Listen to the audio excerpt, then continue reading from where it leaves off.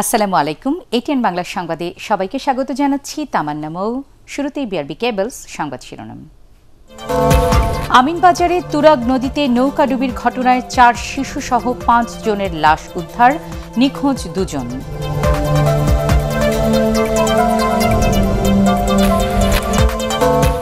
তিন মাসের মধ্যে আরও 80,000 রোহিঙ্গাকে ভাষাঞ্চলে স্থানান্তরের উদ্যোগ নিচ্ছে সরকার।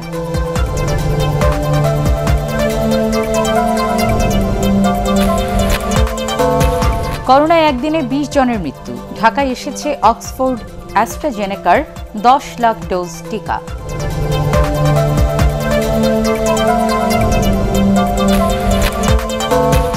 এবং জাতীয় পার্টির নতুন মহাসচিব সাবেক শ্রম প্রতিমন্ত্রী মুজিবুল হক চুন্নু।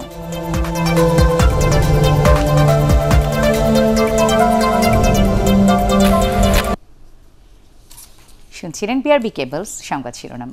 এবার পুরো সংবাদ।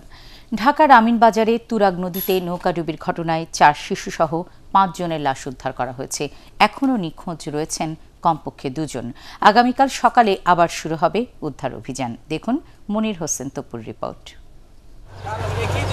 ধারণ ক্ষমতা 5 থেকে 6 জন থাকলেও এই ছোট্ট ডিঙ্গি নৌকা দিয়ে ভোর 5:30টার দিকে তুরাগ নদী পার হচ্ছিলেন মাঝিসহ অন্তত 17 জন।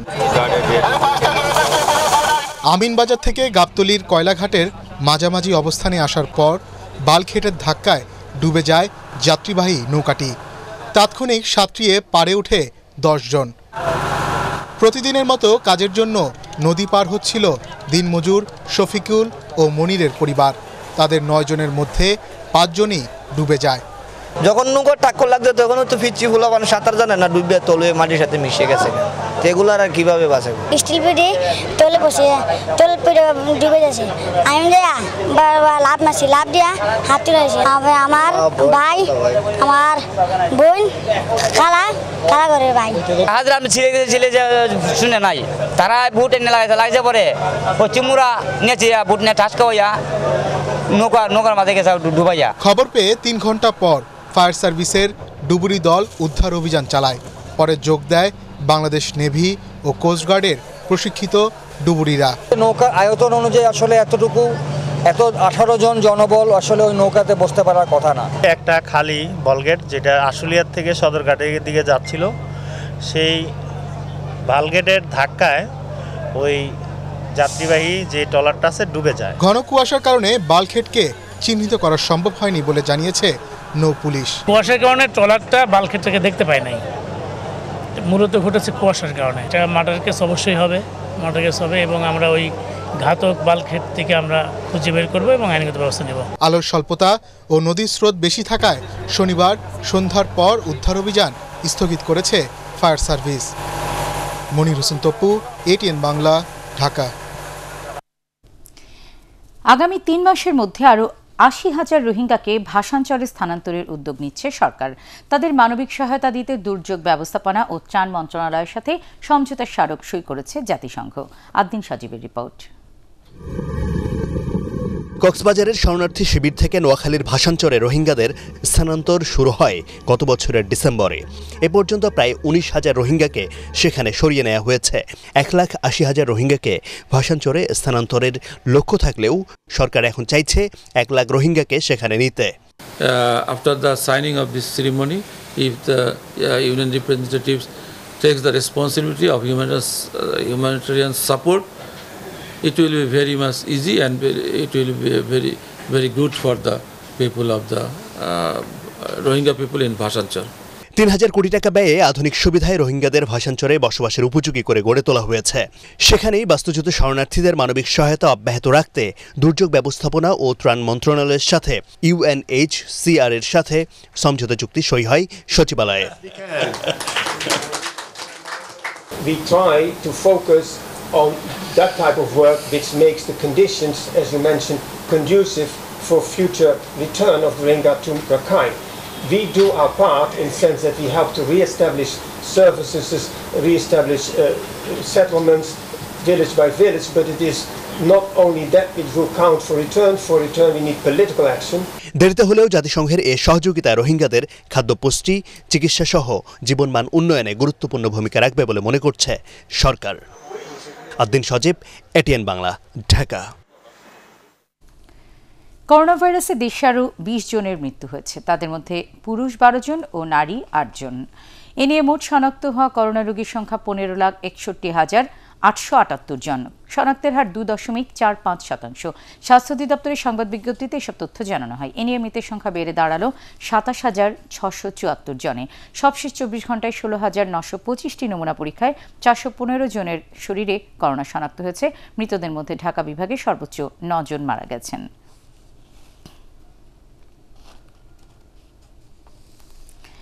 ভারতের সিরাম ইনস্টিটিউট থেকে কেনা অক্সফোর্ড অ্যাস্ট্রাজেনেকার 10 লাখ ডোজ করোনা টিকা ঢাকায় এসে পৌঁছেছে। প্রায় 7 মাস পর আজ সন্ধ্যায় মুম্বাই থেকে টিকাগুলো হজরত শাহজালাল আন্তর্জাতিক বিমানবন্দরে এসে পৌঁছায়। বেক্সিমকো ফার্মাসিউটিক্যালস লিমিটেডের কর্মকর্তারা এই টিকা গ্রহণ করে গাজীপুরে তাদের বিশেষ সংরক্ষণাগারে পাঠান। ভারতের কাছ থেকে মোট 3 কোটি টিকা কিনেছিল বাংলাদেশ। এর মধ্যে এই চালান সহ এ পর্যন্ত 60 লাখ টিকা পেল বাংলাদেশ। গত ফেব্রুয়ারির পর থেকে ভারতের কাছ থেকে কেনা টিকার চালান বন্ধ ছিল।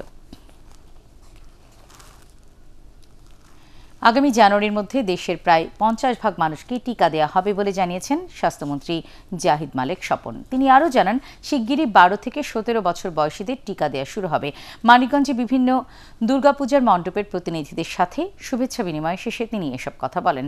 দেশে টিকা উৎপাদনে বিশ্ব স্বাস্থ্য সংস্থা সব ধরনের সহযোগিতার আশ্বাস দিয়েছে বলেও জানান স্বাস্থ্যমন্ত্রী। আশা করি 50% লোক ডিসেম্বর জানুয়ারির মধ্যে ভ্যাকসিনেটেড হয়ে যাবে। মার্চ এপ্রিল বা তার আগে প্রায় 70-80% লোক ভ্যাকসিনেটেড হয়ে যাবে। আমাদের স্কুলের ছাত্রছাত্রী 12 বছরের উপরে যারা আছে তাদেরকে আমরা অতি শীঘ্র আমরা ভ্যাকসিন দেওয়ার কার্যক্রম আমরা শুরু করে দেব। কয়েকটি প্রতিষ্ঠানের প্রতারণার কারণে ই কমার্সের প্রতি মানুষের আস্থা কমেছে বলে জানিয়েছেন উদ্যোক্তারা। পণ্য কেনা বেচা নেমে এসেছে অর্ধেকে। বাজার বিশ্লেষকরা বলছেন, সম্ভাবনাময় এই খাতকে টিকিয়ে রাখতে অনলাইন প্ল্যাটফর্মগুলোকে স্বচ্ছতার সঙ্গে ব্যবসা করতে হবে, নজরদারি বাড়াতে হবে সরকারকেও। দেখুন মাহবুব কবির চপলের রিপোর্ট। প্রযুক্তির বিকাশের সাথে পরিধি বাড়তে থাকে অনলাইন ব্যবসার। মাত্র 8 বছরে এই খাতে যুক্ত হন হাজার হাজার উদ্যোক্তা। করোনার ঘরবন্দির সময়ে অনলাইন কেনাবেচায় নতুন মাত্রা পায়। 2019 সালে যেখানে ব্যবসা হয় 7,000 কোটি টাকার, 2020 সালে তা দাঁড়ায় 16,000 কোটি টাকায়। কিন্তু সম্প্রতি ইভ্যালি, ই অরেঞ্জ, কিউকম, রিং আইডি সহ বেশ কয়েকটি প্রতিষ্ঠানের প্রতারণার কারণে আস্থার সংকট সৃষ্টি হয়েছে ই কমার্সে। কিছু কোম্পানির কারণে ইন্ডাস্ট্রিটার উপর কিছুটা প্রভাব পড়েছে। ডিসকাউন্ট সারা পৃথিবীতে ই কমার্সে আছে। ই কমার্স না শুধু, আপনি যখন ফিজিক্যাল দোকানে যাবেন সেখানেও যাবেন, আবার কারোর নতুন নিউ অ্যারাইভাল প্রোডাক্ট সেখানেও ডিসকাউন্ট। এটা মার্কেটিং স্ট্র্যাটেজি, মার্কেটিং গেমিং এগুলো থাকবে, কিন্তু দেখতে হবে এখানে সঠিক ব্যবসায়িক বা এই বিজনেস ইথিক্স নিয়ে আপনার এই মার্কেটিংগুলো হচ্ছে নাকি প্রতারণামূলক হচ্ছে। বিশ্বের বিভিন্ন দেশের মতো বাংলাদেশেও ই কমার্সের ব্যাপক সম্ভাবনা রয়েছে বলে মনে করছেন বাজার বিশ্লেষকরা। এই খাতকে টিকিয়ে রাখতে সরকারের পাশাপাশি উদ্যোক্তাদেরও ভূমিকা রাখতে হবে বলে মনে করছেন তারা। আমি ব্যক্তিগতভাবে কিন্তু এই বিজনেসের পক্ষে, কারণ আমি অনেক সুবিধা পাই, কম দামে বাসায় বসে সরাসরি বিক্রেতার কাছ থেকে পেতে পারি, এটা একটা ভালো দিক। তবে 2-1টা ঘটনার জন্য পুরা ইন্ডাস্ট্রিকে আমি কখনো দোষী করতে নারাজ। বরং আমি মনে করি এখনই সরকারকে উচিত যারা যারা এর সাথে সম্পৃক্ত তাদেরকে আইনের কাঠগড়ায় নিয়ে এসে বিচার করে দৃষ্টান্তমূলক শাস্তি দিলেই কিন্তু জনগণের আরও কনফিডেন্স বাড়বে এবং এই ব্যবসার উত্তরোত্তর প্রসার ঘটবে। এই সেক্টরে কাজ করছে কিন্তু অনেকগুলো, আমাদেরই মেম্বার আছে 1620টা প্রতিষ্ঠান, আবার আপনার ফেসবুক ভিত্তিক আছে প্রায় 50,000-এর উপরে, আবার এই সেক্টরে কাজ করতেছে প্রায় 2 লাখের উপরে মানুষ। সাময়িক যে ধাক্কাটা, আমার মনে হয় এটার কারণে মানুষ অনেক বেশি সচেতন হবে, এখান থেকে অনেক বেশি পরিমাণ ই কমার্সের জন্য আস্থা তৈরি হবে, ভবিষ্যতের জন্য এই সেক্টরটা অনেক দূর আগাবে। এক্ষেত্রে গ্রাহকদেরও যাচাই না করে পণ্য কেনা থেকে বিরত থাকার পরামর্শ দিচ্ছেন উদ্যোক্তারা। মাহবুব কবির চপল, এটিএন বাংলা, ঢাকা। দেশের গার্মেন্টস খাতে শ্রম ও মানবাধিকারের বিভিন্ন সূচক বাস্তবায়ন এখন 50% নিচে বলে জানিয়েছেন গবেষণা প্রতিষ্ঠান Centre for Policy Dialogue CPD. গবেষণা প্রতিবেদনে সংস্থাটি জানায়, জাতিসংঘের নীতি কাঠামোর বিভিন্ন সূচকে কিছুটা উন্নয়ন হলেও তা কাঙ্ক্ষিত নয়। তবে ব্যবসায়ীদের দাবি, নিরাপদ কর্মপরিবেশের ক্ষেত্রে এই শিল্প এখন বিশ্বের role model. Ekramul Haque সায়েমের report. তৈরি পোশাক খাতে প্রত্যক্ষ ও পরোক্ষভাবে কাজ করেন 2 কোটিরও বেশি মানুষ। গার্মেন্টস ব্যবসায়ীদের সংগঠন বিজিএমইএ বলছে, এর মধ্যে রয়েছে 44 লাখ শ্রমিক, যার মধ্যে 60% নারী। বিভিন্ন দুর্ঘটনায় রপ্তানি নির্ভর এই শিল্পে প্রায় উঠে কর্মপরিবেশের নানা অভিযোগ। জাতিসংঘের নীতি কাঠামো অনুযায়ী দেশে গার্মেন্টস খাতে শ্রম ও মানবাধিকারের 8টি সূচক কতটা বাস্তবায়িত হয়েছে তা নিয়ে জরিপ করে সিপিডি।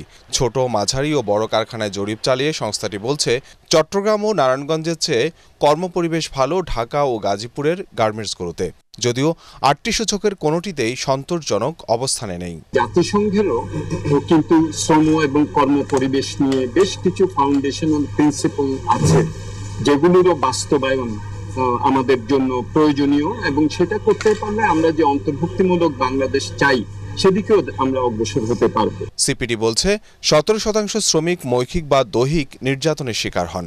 শ্রমিকদের দাবি কিংবা সমস্যা সমাধানে অধিকাংশ ক্ষেত্রেই আনুষ্ঠানিক প্রক্রিয়া মানা হয় না। দুর্ঘটনায় ক্ষতিপূরণ পেতেও চলে দীর্ঘসূত্রিতা। রানা প্লাজার রেফারেন্স তখনই বন্ধ হবে যদি রানা প্লাজার ধ্বংসের রূপে দাঁড়িয়ে আমরা এমন একটা ব্যবস্থা তৈরি করতে পারি, যে ব্যবস্থা আমরা বলতে পারবো যে আমরা ঘুরে দাঁড়িয়েছি, আমরা উন্নয়ন করেছি, টেকসই উন্নয়ন, ধারাবাহিকতা আছে। আজকে বাংলাদেশের পোশাক শিল্প একটি নিরাপদ শিল্প হিসাবে বিশ্বের রোল মডেল হিসাবে নিজেদের অবস্থান তৈরি করেছে। পরিবেশ ও শ্রমিকদের নিরাপত্তার বিষয়টি প্রাধান্য দিয়ে আমরা শিল্পে আমূল পরিবর্তন আনতে সক্ষম হয়েছি। আমাদের এই উদ্যোগ ও অর্জন বিশ্বব্যাপী প্রশংসিত হয়েছে। গার্মেন্টস খাতের তদারকিতে সংশ্লিষ্ট প্রতিষ্ঠানগুলো সক্ষমতা বাড়ানোর পাশাপাশি শ্রম আইন সংশোধনের কথা বলেছেন নীতি নির্ধারকরা।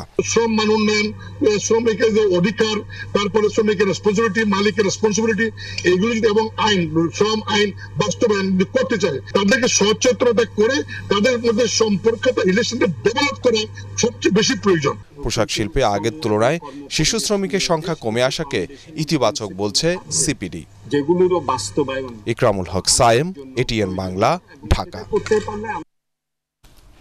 জাতীয় পার্টির কো চেয়ারম্যান এবং সাবেক শ্রম ও কর্মসংস্থান প্রতিমন্ত্রী মুজিবুল হক চুন্নুকে দলটির নতুন মহাসচিব নিয়োগ করা হয়েছে।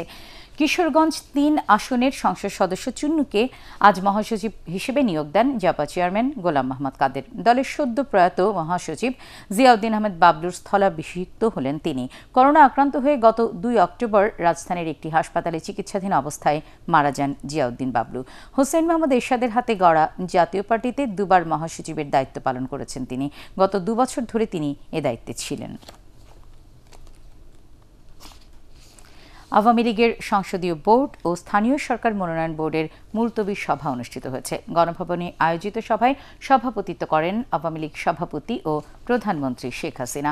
সভায় খুলনা, বরিশাল এবং ঢাকা বিভাগের ইউনিয়ন পরিষদ নির্বাচনে দলীয় প্রার্থী তালিকা চূড়ান্ত করা হয়। দল মনোনীত প্রার্থীর পক্ষে কাজ করতে সবাইকে নির্দেশনা দিয়েছেন আওয়ামী লীগ সভাপতি শেখ হাসিনা।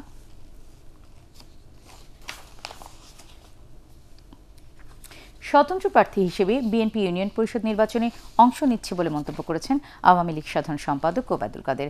রাজধানীর সরকারি বাসভবনে ব্রিফিংয়ে সাহস থাকলে বিএনপিকে দলীয় প্রতীকে নির্বাচনে অংশ নেওয়ার আহ্বান জানান তিনি। এ সময় নিরপেক্ষ সরকারের দাবিতে বিএনপির 1 দফা আন্দোলন শিগগিরই দুঃস্বপ্নে পরিণত হবে বলেও মন্তব্য করেন ওবায়দুল কাদের। ইউনিয়ন পরিষদ নির্বাচনে বিএনপি স্বতন্ত্র পরিচয়ের ঘোমটা পরে অংশ নিচ্ছে। তাদেরকে আমরা বলবো, ঘোমটা ছেড়ে প্রকাশ্যে দলীয় প্রতীকে নির্বাচনে অংশ নিয়ে সৎসাহস প্রদর্শন করুন। শেখ হাসিনা সরকারের উন্নয়ন অর্জনে দেশের মানুষ খুশি। বিএনপির আন্দোলনে জনগণ সাড়া দেবে না। জনবিচ্ছিন্ন দলই নির্বাচন বর্জন করে বলে মন্তব্য করেছেন তথ্য ও সম্প্রচার মন্ত্রী ডক্টর হাসান মাহমুদ। ঢাকা থেকে ভার্চুয়ালি চট্টগ্রামের রাঙ্গুনিয়ায় বাংলাদেশ পূজা উদযাপন পরিষদের চেক ও বস্ত্র বিতরণ অনুষ্ঠানে তিনি এ মন্তব্য করেন। এ সময় তিনি আরও বলেন, বিএনপি নেতৃত্বাধীন ২০ দলীয় জোট থেকে বেশ কয়েকটি দল পালিয়ে গেছে। এখন ২০ দলীয় জোট যে কত দলীয় জোট সেটি একটি পরীক্ষা নিরীক্ষার বিষয় বলেও মন্তব্য করেন ডক্টর হাসান মাহমুদ। ভেঙে গেছে। বিএনপি অতীতেও নির্বাচন 2018 সালের নির্বাচনের আগেও নির্বাচন বর্জনের কথা বলেছিল, পরে তারা নির্বাচনে অংশগ্রহণ করেছে। তো নির্বাচন বর্জন তারাই করে যারা যে সমস্ত দলের কোনো জনভিত্তি নাই। বিএনপিকে যদি জনমুখী রাজনৈতিক দল হিসাবে টিকিয়ে রাখতে হয়, নির্বাচনে অংশগ্রহণ করার কোনো বিকল্প নাই। আমি আশা করব তারা অতীতের মতো আত্মহত্যার সিদ্ধান্ত নিয়ে নির্বাচন বর্জনের দিকে যাবে না। বর্তমান রাজনৈতিক পরিস্থিতিতে করণীয় ঠিক করতে দ্বিতীয় দিনের মতো পেশাজীবী নেতাদের সাথে মতবিনিময় করেছেন বিএনপির সিনিয়র নেতারা। বিকেলে বিএনপি চেয়ারপারসনের গুলশান কার্যালয়ে শুরু হওয়া এই বৈঠক চলে প্রায় 5 ঘণ্টা। এতে নিরপেক্ষ সরকারের অধীনে দ্বাদশ জাতীয় সংসদ নির্বাচনের দাবি আদায়, নির্বাচন কমিশন পুনর্গঠন, জোট রাজনীতি ও বিএনপির সাংগঠনিক অবস্থা সহ নানা ইস্যুতে নিজেদের মতামত তুলে ধরেন পেশাজীবীরা। শুক্রবার প্রথম দফায় 20টি পেশাজীবী সংগঠনের নেতাদের সাথে বৈঠক করেন বিএনপির নীতি নির্ধারকরা।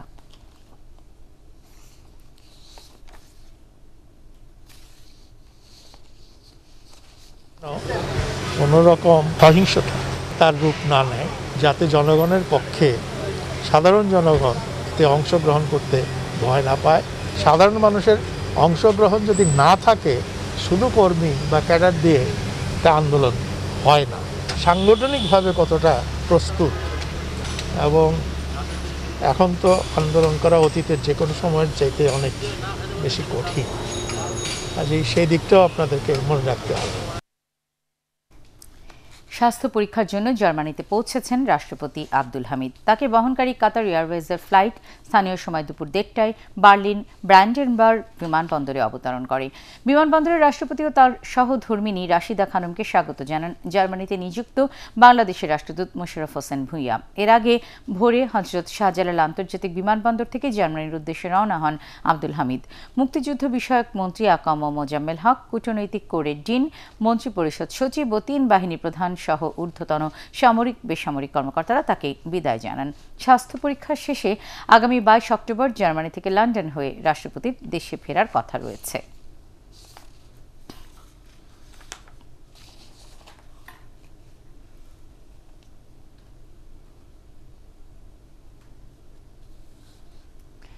কোভিড-19 থেকে উত্তরণে বাংলাদেশ দারিদ্র্যমুক্ত, জলবায়ু সহনশীল ও টেকসই উন্নয়নমূলক পদক্ষেপের দিকে মনোযোগ দিয়েছে বলে জানিয়েছেন স্পিকার ডক্টর শিরিন শারমিন চৌধুরী। ইটালির রাজধানী রোমে প্রি-কপ 26 পার্লামেন্টারি মিটিংয়ে তিনি একথা জানান। পরিবেশ ও জলবায়ু সহনশীল পরিকল্পনার অংশ হিসেবে নিম্ন কার্বন নিঃসরণের মাধ্যমে টেকসই ও নবায়নযোগ্য জ্বালানি ব্যবহার করে অর্থনৈতিক উন্নয়নে বাংলাদেশ প্রতিশ্রুতিবদ্ধ বলেও জানান স্পিকার। যুক্তরাষ্ট্রের হাউস অব রিপ্রেজেন্টেটিভসের speaker Nancy Pelosi, British house of লর্ডসের speaker John Francis McFall, Italian chamber of ডেপুটিজের president Roberto Fico, Italian senator president Maria Elisabetta Casellati এতে উপস্থিত ছিলেন। সভায় সংসদীয় প্রতিনিধি দলের অংশ হিসেবে জাতীয় সংসদের হুইপ ইকবালুর রহিম এবং সংসদ সদস্য দীপঙ্কর তালুকদার ও জাফর আলম অংশগ্রহণ করেন।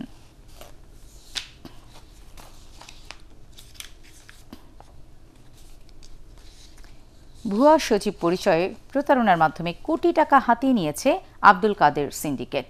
বিলাসবহুল গাড়িতে জনপ্রশাসন মন্ত্রণালয়ের স্টিকার লাগিয়ে নিরাপত্তা রক্ষী নিয়ে যাতায়াত করতেন তিনি।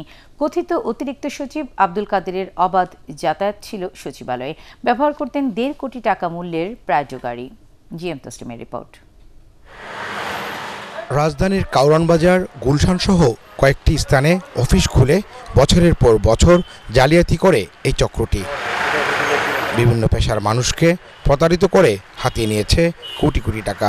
10 কোটি সেফটি বালি ওয়ার্কার অলরেডি পেয়েছি, 12 টাকা রেটে পেয়েছি। তুমি যদি নিতে চাও 10 টাকা রেটে নিতে হবে। আমার একটা প্লট বন্ধক রেখে আমি তারপরে তাকে 40 লক্ষ টাকা দিই। ডিএমপির মিডিয়া সেন্টারে সংবাদ সম্মেলনে জানানো হয়, গ্রেফতারকৃত আব্দুল কাদের মাঝি জালিয়াতির মাধ্যমে মাঝি থেকে চৌধুরী নাম ধারণ করে বিপুল অর্থ সম্পদের মালিক বনে যাওয়ার পেছনের কুশীলবদের সন্ধান করছে গোয়েন্দারা। অডেল সম্পত্তির এই মালিক এই ভুইফুর আব্দুল কাদের নেই কোনো বৈধ উপার্জন। অনেকগুলি ফ্ল্যাট আছে গুলশান এবং মিরপুরে, 9ম তলা বিশিষ্ট একটি বাড়ি আছে গাজীপুরে, 8 বিঘার বাগান বাড়ি আছে গাজীপুরের পুবাইলে এবং অনেকগুলি ব্যাংকের তার অ্যাকাউন্ট আছে। আব্দুল কাদের দেশের আরেক ধনকুবের প্রিন্স মুসা বিন শমশেরের কাছ থেকে 20 কোটি টাকার চেক নিয়েছেন।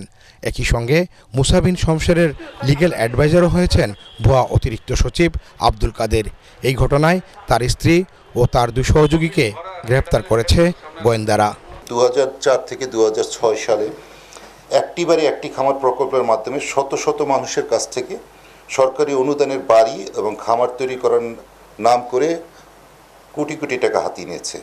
আব্দুল কাদেরের সাথে প্রতারণার ব্যবসার বাকি অংশীদারদের খুঁজে বের করতে অভিযান চালাচ্ছে গোয়েন্দা police. GM Taslim, ATN Bangla, Dhaka. আইনের যথাযথ প্রয়োগের অভাবে করোনা মহামারীর সময় বাল্যবিবাহ বেড়ে গেছে বলে মন্তব্য করেছেন জাতীয় মানবাধিকার কমিশনের chairman Nasima Begum. Debate for democracy আয়োজিত বিতর্ক প্রতিযোগিতায় তিনি এ মন্তব্য করেন। এ সময় বাল্যবিবাহ বন্ধে সামাজিক আন্দোলন ও রাজনৈতিক সদিচ্ছা বাড়ানোর তাগিদ দেন debate for democracy chairman Hasan Ahmed Chowdhury Kiron. Shafiqul Islam শামীমের রিপোর্ট। বাংলাদেশ পরিসংখ্যান ব্যুরোর তথ্য অনুযায়ী বর্তমানে 15 থেকে 19 বছর বয়সী বিবাহিত কিশোরীদের 42.8% শারীরিক ও যৌন নির্যাতনের শিকার হচ্ছে। 43% কিশোরী মা গর্ভকালীন সমস্যায় মৃত্যুবরণ করেন। এমন প্রেক্ষাপটে করোনায় বাল্যবিবাহ বৃদ্ধির কারণ নিয়ে আয়োজন করা হয় ছায়া সংসদের। অনুষ্ঠানের প্রধান অতিথি মানবাধিকার কমিশনের চেয়ারম্যান নাসিমা বেগম বলেন, করোনা সামাল দিতে গিয়ে বাল্যবিবাহ প্রতিরোধে কিছুটা শিথিলতা এসেছে। করোনার মধ্যে বাল্যবিবাহ এবং পারিবারিক সহিংসতা কমানো সম্ভব হয়নি বলেও মনে করেন তিনি। আইনের যথাযথ প্রয়োগ করোনাকালে ঘটে নাই বলেই আমি মনে করি। অপরাধ যেখানে সেখানে সালিশের বিষয়ে চলে না। এখানে ক্রিমিনাল অফেন্স যখন আপনার রেপ হয়, ক্যাটাগরিক্যালি যেটা রেপ, সেটা সালিশ যারা করেন তারা অপরাধ করেন, সেইটা আমরা কখনোই সমর্থন করি না। ডিবেট ফর ডেমোক্রেসির চেয়ারম্যান হাসান আহমেদ চৌধুরী কিরণ বলেন, বাল্যবিবাহ শুধু বন্ধ করলেই হবে না, পরবর্তীতে সেই কিশোরের মানসিক ও স্বাস্থ্যের খোঁজ নিতে হবে। তেমনি বাল্যবিবাহের শিকার মেয়েদের সুরক্ষার বিষয়ে সবাইকে কাজ করারও আহ্বান জানান তিনি।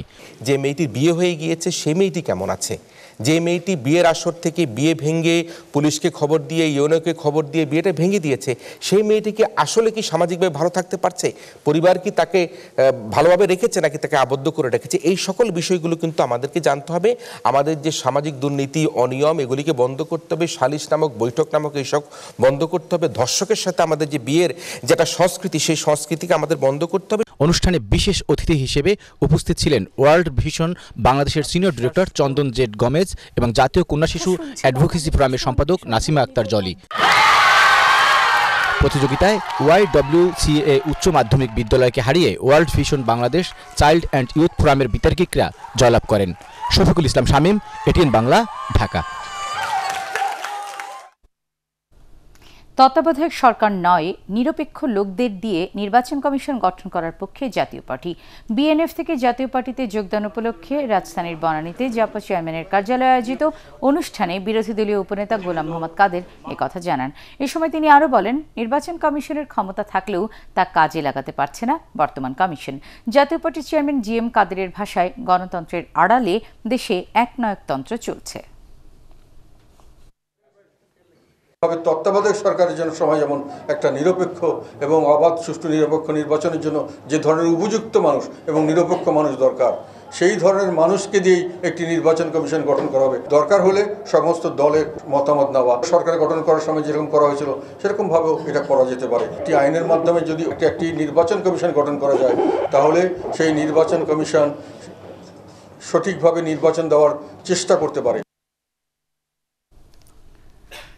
রাজধানীতে অনুষ্ঠিত হল জাতীয় বিশেষ তথ্য ভান্ডার অবকাঠামো শীর্ষক সেমিনার।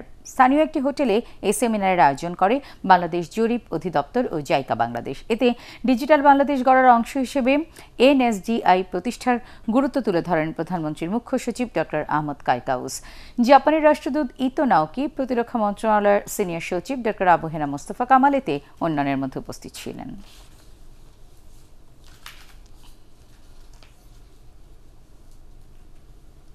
দিনাজপুরে নাগরিক সংবর্ধনা পেলেন স্বাধীনতা পদকপ্রাপ্ত যুদ্ধাহত বীর মুক্তিযোদ্ধা অধ্যাপক ডাক্তার আমজাদ হোসেন। জেলা শিল্পকলা একাডেমিতে আয়োজিত অনুষ্ঠানে তার হাতে ক্রেস্ট তুলে দেন নৌ পরিবহন প্রতিমন্ত্রী খালিদ মাহমুদ চৌধুরী। সাবেক প্রাথমিক ও গণশিক্ষামন্ত্রী মোস্তাফিজুর রহমান ফিজার, সংসদ সদস্য জাকিয়া তাবাসসুম জুই, দিনাজপুর জেলা পরিষদের চেয়ারম্যান আজিজুল ইমাম চৌধুরী, জেলা প্রশাসক খালেদ মোহাম্মদ জাকি, পুলিশ সুপার আনোয়ার হোসেন এতে উপস্থিত ছিলেন। এ সময় ডাক্তার আমজাদ হোসেনকে দিনাজপুরের মানুষের জন্য আরও বেশি কাজ করার আহ্বান জানান নৌ পরিবহন প্রতিমন্ত্রী। আল রাফা ইসলামী ব্যাংক অর্থ সংবাদ।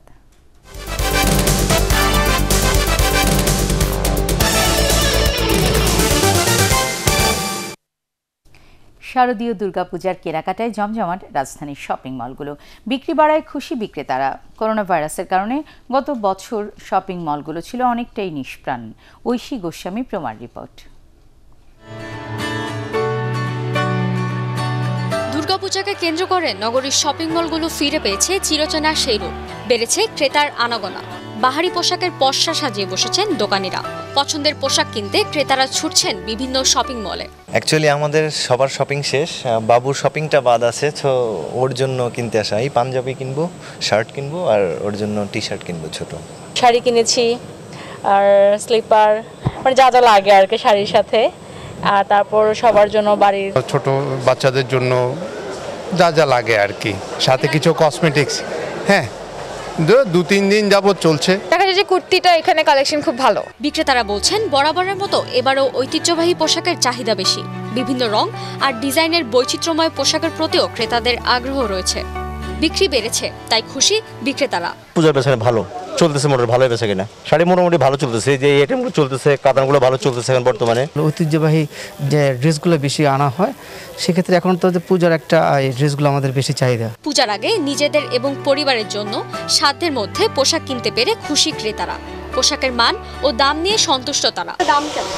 হ্যাঁ, মোটামুটি রিজনেবলই আছে। পুজোর কেনাকাটার জন্য শাড়ি দেখতে আসছি আমরা। শাড়ি কিনতে পুজোর কেনাকাটা করতে আসছি। অসাম্প্রদায়িক চেতনার এই দেশে শারদীয় দুর্গাপূজা শুধু আনন্দ আর উৎসব নয়, সবার মাঝে সৌহার্দ্য ও ভ্রাতৃত্ববোধের এক অনন্য দৃষ্টান্ত রেখে যায় বলে মনে করেন ক্রেতারা। ঐশী গোস্বামী প্রমা, এটিএন বাংলা, ঢাকা। আন্তর্জাতিক সংবাদ।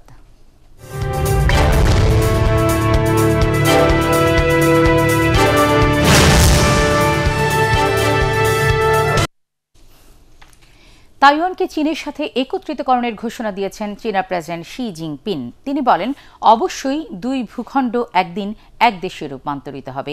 দুদেশের মধ্যে ক্রমবর্ধমান উত্তেজনার মধ্যে এ ঘোষণা দিলেন তিনি।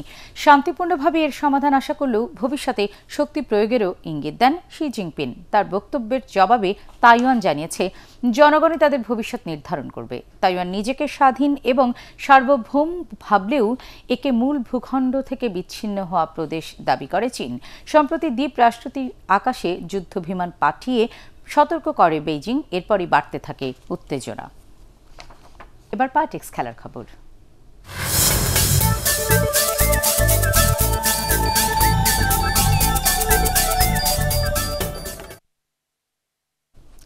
Social Islami bank club cup হকিতে চিরপ্রতিদ্বন্দ্বী মোহামেডান স্পোর্টিং ক্লাবকে 1-0 গোলে পরাজিত করেছে আবাহনী লিমিটেড। মৌলানা ভাসানী হকি স্টেডিয়ামে ম্যাচের শুরু থেকেই দুদল আক্রমণাত্মক খেলা উপহার দেয়। অবশেষে খেলার শেষ মিনিটে পুষ্কর খিসা মিমোর গোলে জয় নিয়ে মাঠ ছাড়ে আবাহনী। এর আগে অন্য ম্যাচে অ্যাজেক্সের সঙ্গে 1-1 গোলে ড্র করে বাংলাদেশ পুলিশ। অ্যাজেক্সের প্রসেনজিৎ এবং পুলিশের মালিক গোল দুটি করেন। 5 দেশের অংশগ্রহণে প্রথমবারের মতো ঢাকায় অনুষ্ঠিত হচ্ছে আন্তর্জাতিক স্কোয়াশ টুর্নামেন্ট। গুলশান কমপ্লেক্সে আগামী 20 থেকে 24 অক্টোবর পর্যন্ত অনুষ্ঠেয় এই প্রতিযোগিতায় লড়বেন 24 জন খেলোয়াড়। ট্রফি উন্মোচন অনুষ্ঠানে স্কোয়াশ ফেডারেশনের সাধারণ সম্পাদক অবসরপ্রাপ্ত brigadier general GM Kamrul Islam বলেন, এই টুর্নামেন্ট দিয়ে বঙ্গবন্ধুর জন্মশতবার্ষিকী উদযাপন করবেন তারা। হ্যান্ডবল ফেডারেশনের সাধারণ সম্পাদক আসাদুজ্জামান কোহিনুর, ইস্পাহানি গ্রুপের মহাব্যবস্থাপক ওমর হান্নান এ সময় অন্যান্যের মধ্যে উপস্থিত ছিলেন।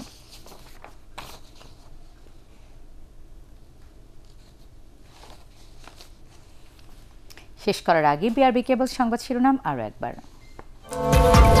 আমিনবাজারের তুরাগ নদীতে নৌকাডুবির ঘটনায় 4 শিশুসহ 5 জনের লাশ উদ্ধার, নিখোঁজ 2 জন।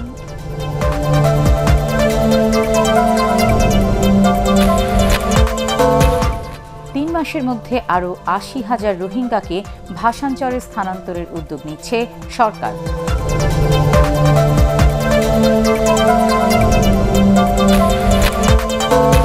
করোনায় একদিনে ২০ জনের মৃত্যু। ঢাকায় এসেছে অক্সফোর্ড অ্যাস্ট্রাজেনেকার ১০ লাখ ডোজ টিকা।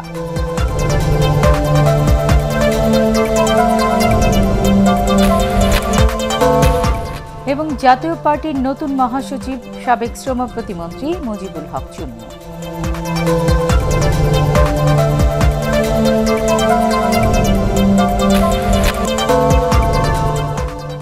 দর্শক, পরবর্তী সংবাদ দেখার আমন্ত্রণ জানিয়ে এখনকার মতো শেষ করছি। করোনা ভাইরাস থেকে নিজেকে সুরক্ষিত রাখতে মাস্ক পরুন, বারবার হাত পরিষ্কার করুন, আর এটিএন বাংলা সংবাদ ইউটিউবে দেখতে ব্রাউজ করুন youtube/ATN Bangla News। আল্লাহ হাফেজ।